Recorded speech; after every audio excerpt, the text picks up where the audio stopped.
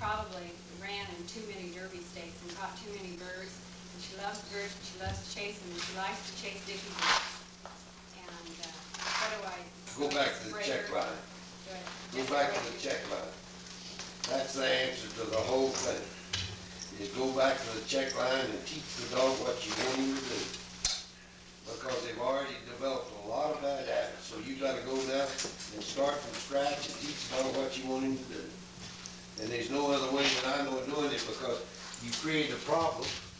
The dog is running trials. The dog is running trials and caught birds and picked up a lot of bad habits. You picked up a lot of ribbons. Yeah. And you were real happy with it. Yeah. The day of recognition is now at hand. The sad day has now come. So you've got to put that dog on a rope and go to check line around, teach it to stand and go and point birds and not intimidate it. How do you get her not to pay attention to meadowlarks? Oh, after you go out there and work on birds a while, I put a collar on with low intensity. Starts off to meadowlark or something, I don't say nothing. I just bap her with a collar time or two, just enough to stop her. Never say nothing, just walk right on. And directly she'll stop and watch one fly away and then go on hunt. But if you get to screaming and holler at her, then she's gonna get a negative attitude about the whole thing and say, well, now I know that I used to do this and nobody really got after me, and now they don't want me to do nothing, see. So put her on the check line, start check lining around. It's wild pigeons, and when you first get her to point, and don't make her. Then from the check cord under controlled circumstances to the dog running free. In other words, you obviously don't just unhook the check cord one day and let him go out and do it. You've got to make, how do you make that transition from a controlled 20-acre bird field situation to the dog going out and finding a bird on that far hill and standing there 10 minutes? Well, in other words, you working here and you're going up through there with him, you got bungee straps and things on him, and you're making the dog stay within where you can see have some contact with him, where when he makes a mistake, you can correct him. Because if he's making mistakes out there on you, and he knows he's over that hill, and he keeps making mistakes, he get where he won't stand over it. The dog gets more broke, then you can turn him loose, and you find him pointing over the hill. Point a bird, and stand there on it, you ride over the hill. Dog just went over the hill, and you ride over the hill, and you stand there pointing. And you get to the dog. Directly he'll stand and wait on you. And they'll do that in a hunting situation. Get a dog 18 months old and do some good derby work and good puppy work. You say, okay, I'm going to start really working on this dog. But I got the field trial season 3 months ahead. It's pretty unrealistic, don't you think, to be running that dog in field trials after just 3 months of this? Or do you think you can break the dog out? No, I've broke dogs for 3 months. Enough that you felt confident enough to run him in a field trial? Sure. You're not as likely to win as maybe you would 6 months later. But in other words, you could win a trial. Everything ain't done to every dog the same. You understand what I mean? Every dog is different. This is reading that you got to go out there and work dog, and you say, well, now this dog is a timid dog. I can't. You do something to him, and you see that he reacts wrong, you quit. You don't do that again. And you say, well, I pulled old Pete's ear, so I'm going to pull Susie's ear too. Now that don't work. In other words, this is where the psychology comes in. If you get the wrong reading and this dog acts scared or something, or acts like you've heard it and starts counting from you, then you don't do that anymore. In other words, training dogs is no set method. I don't have no set method. Nobody has a set method because all dogs are different. Training dogs is dog psychology and nothing else. What do I do with this particular dog to make him understand what I want him to do? Some dogs you have to get a little rougher with and kind of shake him up, and other dogs you don't do nothing with. You can't even put a spike collar on the dog that's a little rough, because every time you do like this, the dog does like that, and it's hurting the dog, and that's the dog's ducking and dodging. So you just don't put that kind of a collar on him. When you're training dogs, you should have about. Dog is one that, I don't want a dog running right straight in front of me. But if he runs right straight in front of you and you're hunting in a certain type of country, he's in the wrong place. A dog should hunt cover. If you're riding a hillside here and there's a draw down there with cover in it, and the hill is burning, you don't run him from running down the top of the hill. You'd want the dog down there in the bottom of that thing going with you. And you're singing to him and him hunting that thing as you went down.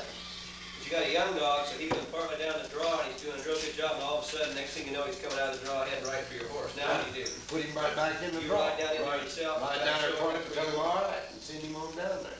Don't let him come out like you can, you know. Now, that's not, I don't mean by doing it in a rough way, you encourage him to go back in that draw, see? But you ride past the dog, you don't ride the timid, you ride past the dog and let him kind of follow you where you want him to go, and get your horse on down through there, and sort of let the dog stay in with you, to see Yeah, what you're doing. let him come around and hunt. His name, I don't blow whistles at him much, but I'll holler, help me, help, like that. At least he should know his name. Sometimes, in other words, you should have added that for a part. If you don't know his name, then you need to, play him a record or something, teach him his name. Even as a puppy, if you think a 10 or 12-month-old dog should usually be able to turn, at least some of the time, a young Oh, dog like that. yeah, you should be getting some work in there. Because that's what's the matter, you let them develop from any bad habit. At the time that then you say, well, now the time has come, now, like she was saying, the time has come, I've got to do something. You haven't done nothing. Everything you've done has been negative. So you got a crash program going now. You got a 2-year-old dog, all these birds, done everything wrong, and you had a big time because you got a lot of trophies. You can show them to me, you know. But now the time come when you gotta do something, and then you lost a lot of time. Then you go to hammering and jerking and pulling and hollering and getting excited and call him a dumb dog. The dog's not dumb. You just let him do a lot of things that he shouldn't have done. See a lot of puppy sticks where the handlers are just screaming the whole time. The time that whistle blows and the dog never once listens. And these dogs are 15, 18 months old. I always thought that was sort of different. Well, no, that's the easy way for a trainer. No mistakes, had no training, no formal training, and now he's 2 years old, and the guy says, well, now I got a break. And that's when the disaster comes. And I've seen thousands and thousands of them go down the drain. There's more of them go down the drain than there is make it. And it's all because of that deal right there. They don't want to spend the time with the dog from the time, say he's 14 or 15 months old, till he's 2 years old, of putting some training in him. In other words, that's work, you know, I mean. And, so he used that as an excuse, well, this dog didn't make it. The reason he didn't make it because he didn't work him at the start. So he has all those talents at the start. They shouldn't be developed by the time the dog's 2 years old. That can't even catch them. Now you tell me why that a dog is a derby dog and the guy can't even catch the dog. He can't ride out there and stop the dog and pick him up. And they'll laugh and they'll say, well, boy, I couldn't even catch him. Well, that'd be the most embarrassing thing in the world to me, to run a derby dog that I couldn't catch. I mean, if a guy's got any sense at all, he knows that I didn't. Like I said, he's very brilliant. I'm out in a training situation, he'll back beautiful.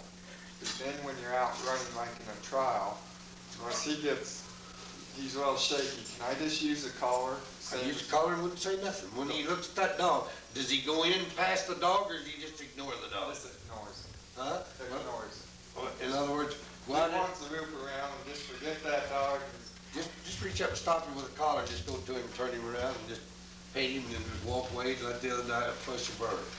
You do that a few times and I'll guarantee you, he'll start paying attention by saying, whoa. Yeah. Now that's the wrong thing to do. You teach dogs to back by not saying anything to them. Okay, you just come. And I can prove that to you because if you teach him to whoa back and you're not there to tell him whoa, every time you lead him up there and you say whoa, he'll get where he won't back without you there to tell him whoa. Okay, so how will you do it then? You've got a young dog. Well, you got to go back and put a dog on point down there and turn him loose or just start leading your dog back up there and just stop him with a rope, make him stand there. Just stop. Just stop him, don't say nothing. Just give him a little tug with the rope and make him stand there and watch that dog. Do you come upwind or downwind of the dog where the bird might be planted, or how do you come into the... If a dog's standing on, if I'm working with you with a dog, and you got a dog you're check lining or turning loose, and I know the bird's over there and the wind's blowing from that away, when you start off with your dog, I'm going to start going this way. Now I'm going to walk out this way, and your dog goes on point. I'm going to be at an angle where this dog can't smell that bird. Okay, that's what I want to know. Now I want him to see that dog. Once he sees that dog, I'm gonna stop him. Now, he may wanna stand there and watch him a minute, and then he wanna ignore him, see? I ain't gonna let him ignore him.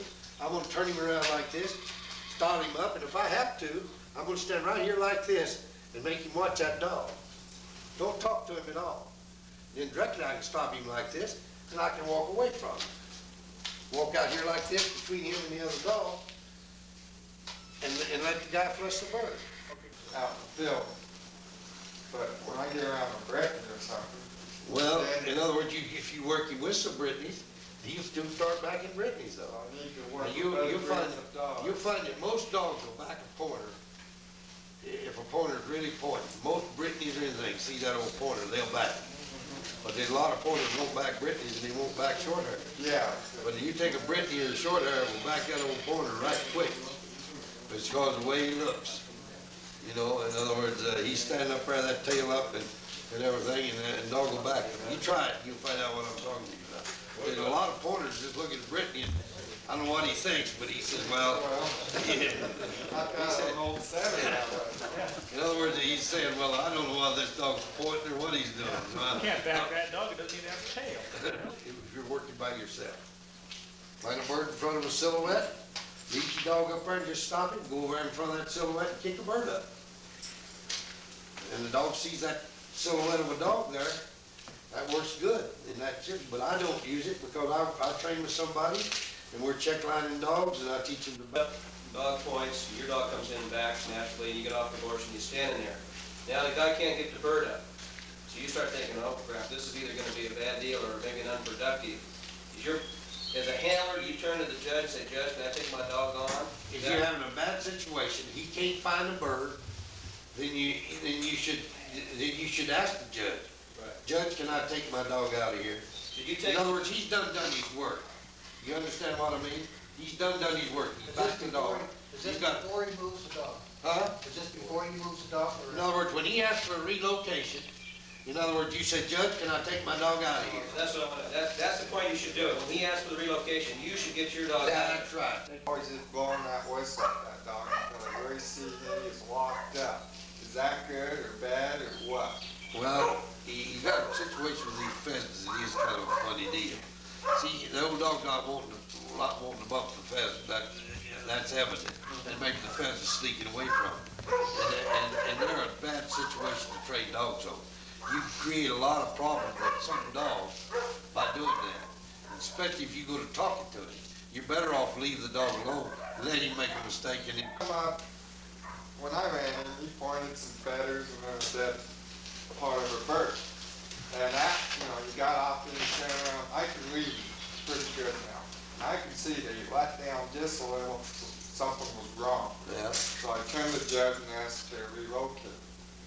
And that's when we found out it was feathers or what. But watching some of the other dogs, Well, now, if you hadn't got off, was you off the horse or were you? by then I was. You was off the horse and going in front of the dogs